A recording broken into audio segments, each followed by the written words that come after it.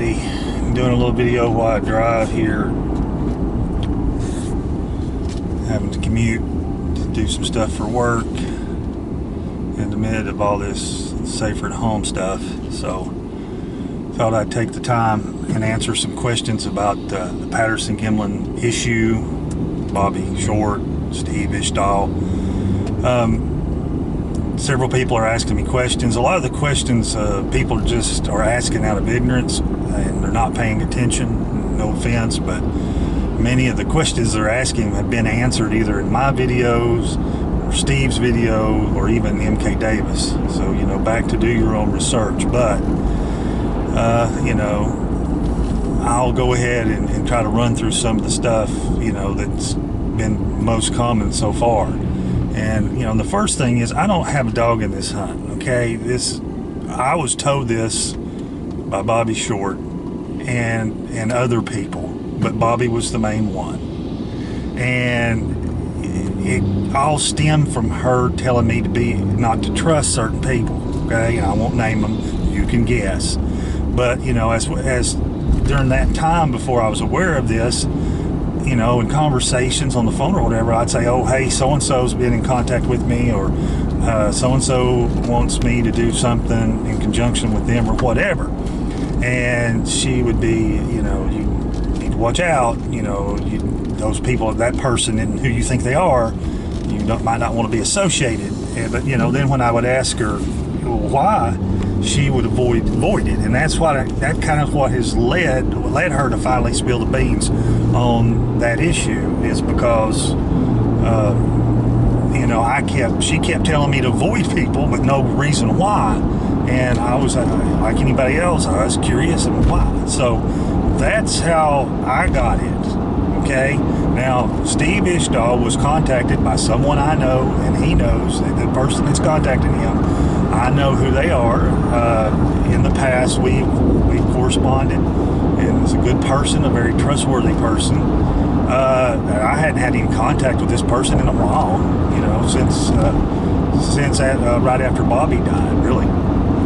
But this person reached out to Steve and told him what was going on. Steve didn't go looking for this, and then of course Steve asked me, have you heard about this? Do you know, can you verify any of this? And of course I told him what Bobbie had told me, and I had a few emails from Bobbie that, you know, alluded to it but never directly talked about it. It was, as I said, and I read that video in that little email, you know, something we'd already discussed, and Bobbie from time to time would reference it.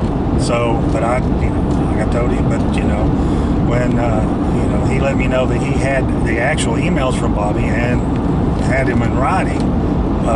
Pretty much what she told me, or a lot of what she told me, I got even more detail than what was in the emails. But, you know, finally I had, you know, a third party or in writing from someone else.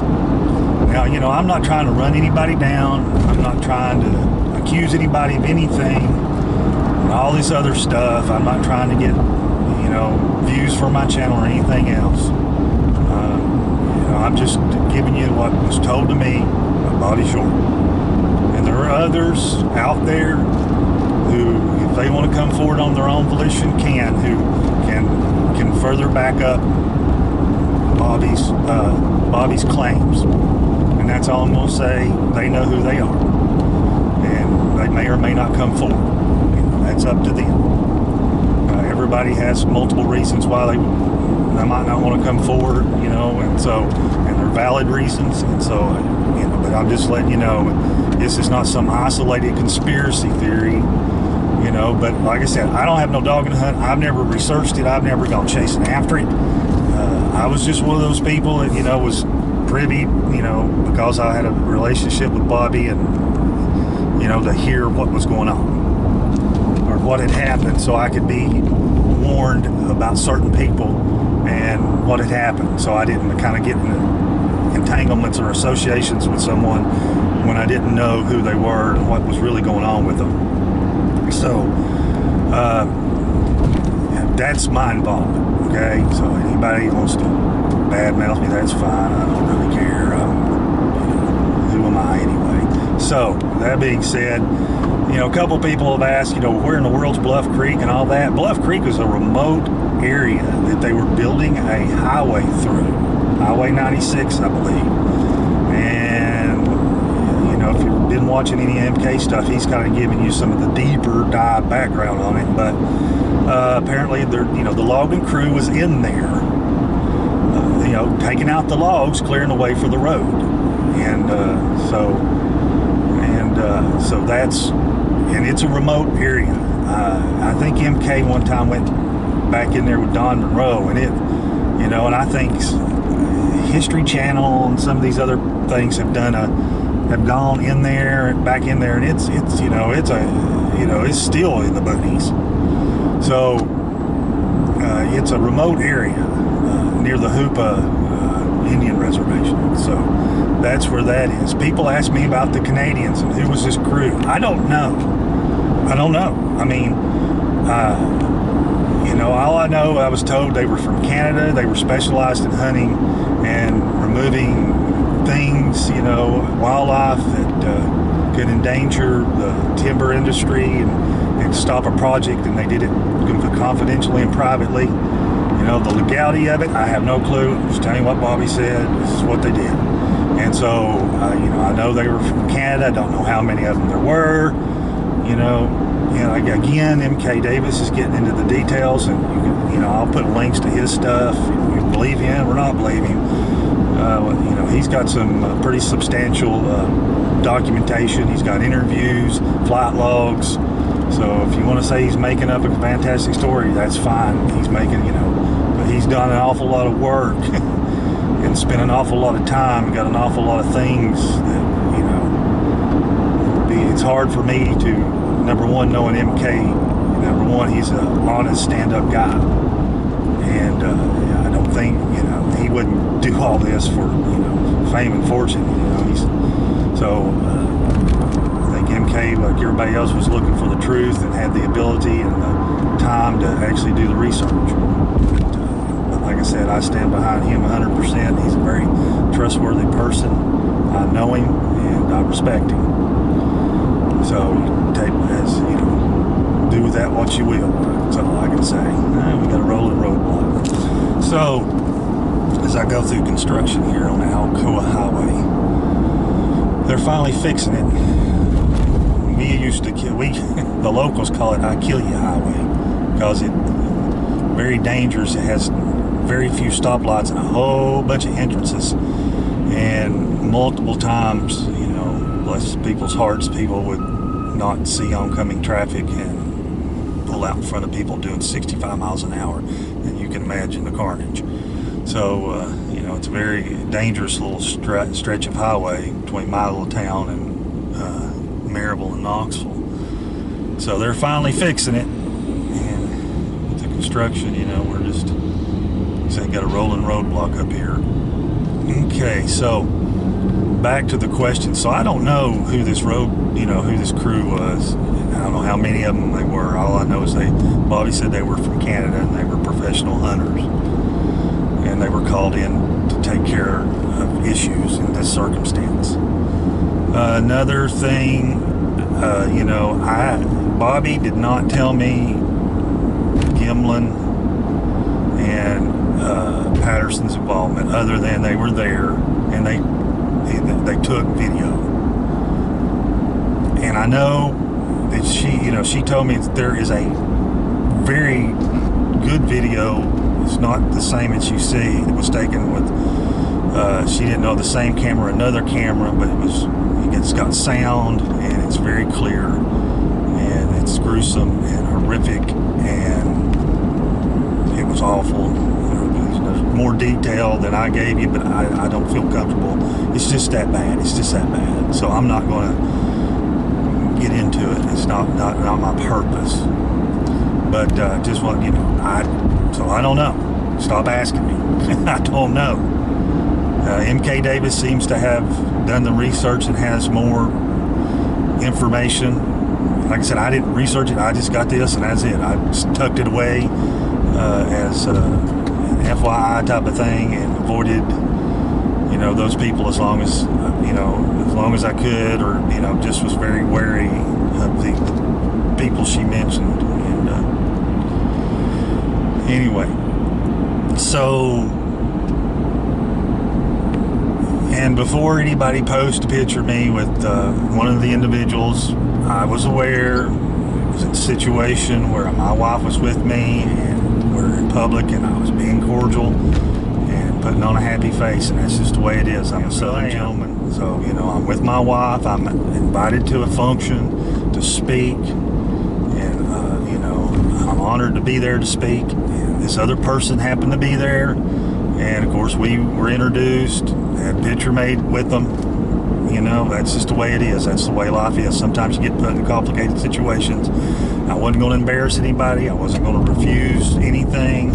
I just did what I thought was the right thing, which is to smile, kind of go along with it.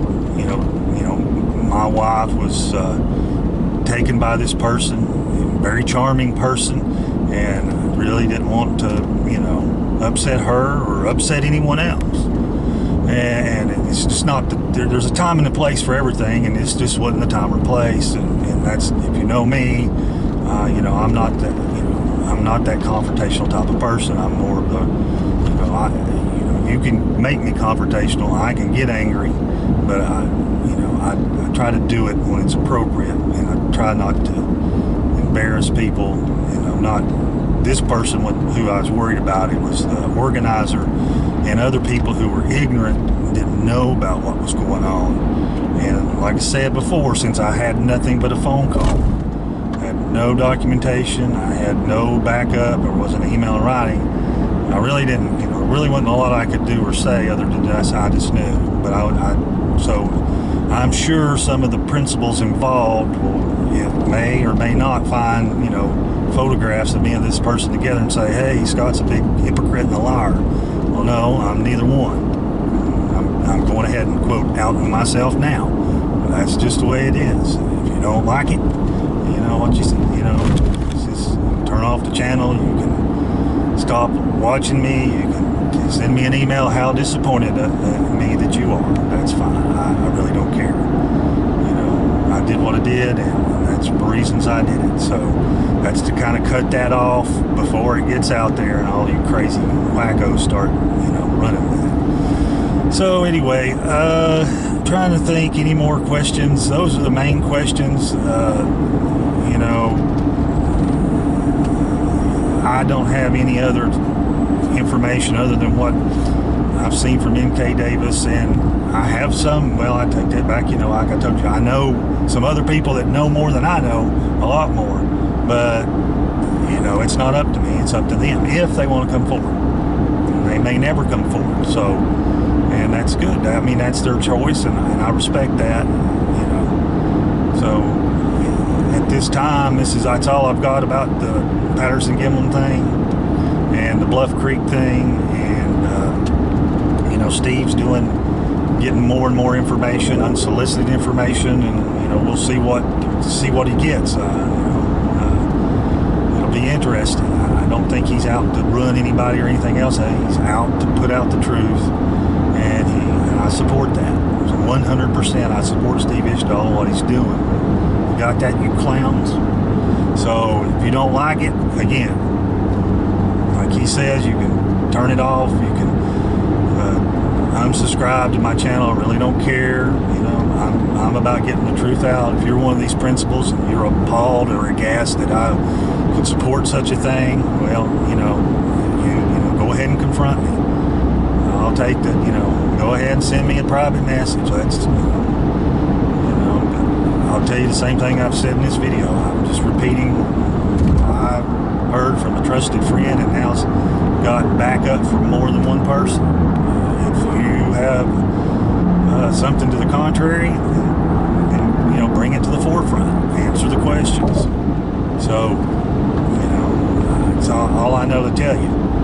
So if you're unhappy with me, let me know. But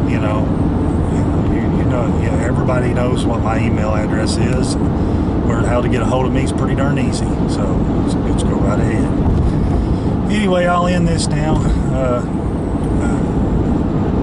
hopefully get back to other subjects as well. I'm continuing my project of reviewing hours and hours of back trail and video from all the way back to 2009. See if there's any gems out there I missed. I know there are, and for those of you who are interested or wonder what my current quote research is, not really research. Okay, I've got a back trail camera. Finally got a harness and a really nice 4K camera.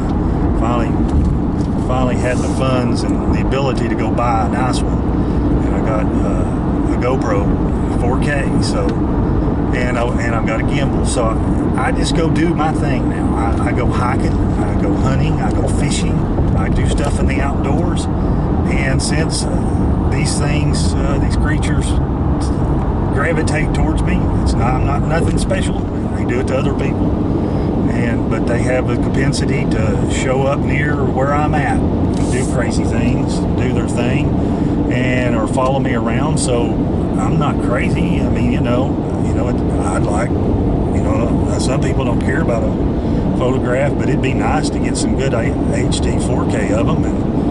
And so, I wear a back trail camera whenever I'm hiking, and I have usually have a camera on the monopod, and that's for multiple things, just not Sasquatch if one happens to pop out. But I'm into the wildflower thing, and I'm also just into wildlife, period. Bears, I've got quite a few videos of bears and those encounters and other wildlife, so it's not, my interest is, not just Sasquatch. And, that's really where I'm at right now. And my other focus is my project, the Sasquatch Awareness Project, and helping people that have had encounters, helping people deal with those encounters, to PTSD and other things that come along with having a chance encounter with these things, or some people having them come to their homes, or having them harass them, and trying to do my best. I'm no expert for sure. I mean, I've got some of my best suggestions have come from people who have had things happen to them, and have tried different things and had success, and then they've let me know. That's how it works, community sharing. And so one of the things that I've added to the list of things that we could recommend if you've got them coming to your house or harassing you in a rural area or anywhere, came from a person who experimented, tried it, and it worked for him. And and that can be found on that blog page or web page at the Sasquatch Awareness Project. And so someone who's in that situation, please feel free to write, and I'll get back to you as soon as I can. I'm not overwhelmed like Steve's been overwhelmed with emails, but I get quite a few now, and so it's a challenge to go through. I have to make time every day and try to go through and answer as many as I can. And so but I'll get back. I will get back with you. If it's a few days, I apologize. It's a lot, working from home and having a family and the whole thing. There's a lot going on here. So I guess I better wrap this up. I keep going on and on and on. So I'll wrap this up for now, and I'll have a little theme music now. If you watch my other video, finally got some theme music. Kind of helped my stepson and some of his friends out, and helped him make a little money, and helped me get some theme music that actually belongs to me. And hopefully YouTube can't throw a copyright or get these crazies and do bogus copyright claims. So guess I'll sign off for now, and until next time, y'all be safe, be careful, and talk to you soon.